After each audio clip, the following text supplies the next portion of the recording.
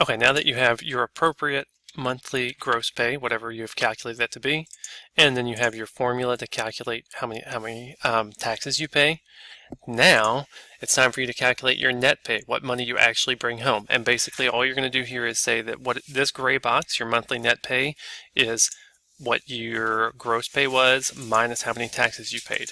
But I don't want you to just type a number in here. What I want you to do is you're going to type an equation. That equation always starts with equals. That's how you tell Google Sheets that you're going to have it do math for you.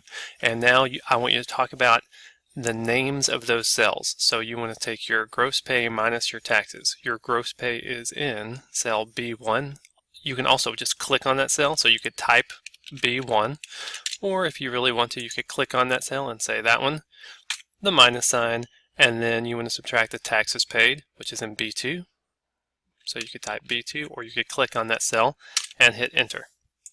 Now again, the reason you want to do these formulas is because now you have the option to change your gross pay and everything changes with it. So whatever your gross pay maybe changes on you, you get a raise, you get a new job, and all that math will change for you. So this should be the difference between monthly pay, gross pay minus taxes gives you your net pay.